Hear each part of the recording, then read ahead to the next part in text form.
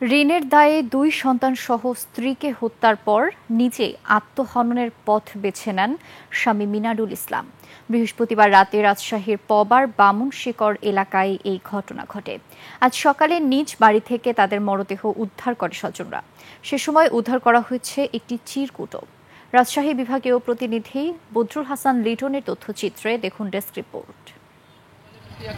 Lily beauty soap, যার anti ageing গুণ তারুণ্য ধরে রেখে ত্বকে করে উজ্জ্বল, তারুণ্যময় উজ্জ্বল ত্বকের জন্য।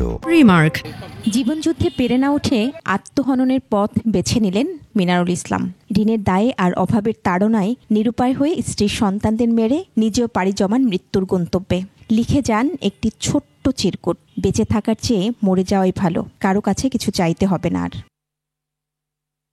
ঘটনাটি ঘটেছে রাজশাহীর পবার বামুনশিকড় এলাকায়। যাপিত জীবনে জর্জরিত পরিবারটির বসবাস ছিল এই বাড়িতে। স্বজনরা জানান, অভাব ছিল তাদের নিত্য সঙ্গী, সাথে ছিল এনজিও ঋণের চাপ। সইতে না পেরেই সবাইকে নিয়ে চলে গেলেন ওপারে। যদি আমার ভাই আমার কাছে শেয়ার করতো যে আমি জমি বেচে আমার ভাইকে উদ্ধার করে নিত, কিছু জানিনি, কিচ্ছু গন্ডগোল হয়নি, কিচ্ছু হয়নি, কোনো কিছু হয়নি।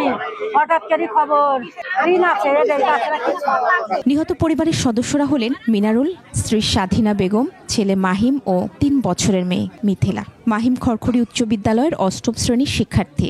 ওর ঋণ কিস্তি ধরেন, কিস্তি অনেক কয় জায়গাত আছে, কিস্তি ছাড়েরা চাপ দেয়, এই ঋণ। আমাকে ফোন আসলো আরেক চাচাতো ভাই যে আমাদের বাসায় আমাদের চাচাতো 3টা ভাই 4 জন মারা আছে।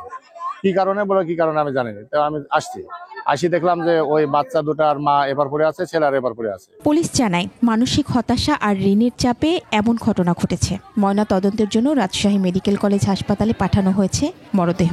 সন্দেহবাদী তো এখন যেহেতু নাই, যেহেতু উনি নিজে আত্মহত্যা করছে, তো আপাতত আমরা সেগুলোর উপর কাজ করব। আর এর পিছনে অন্য কারণ থাকতে পারে কিনা আমরা সেটা পরবর্তী ইনভেস্টিগেশনের মাধ্যমে আমরা জানতে পারবো। মহিমা পলি, ডেস্ক রিপোর্ট, 21 টেলিভিশন।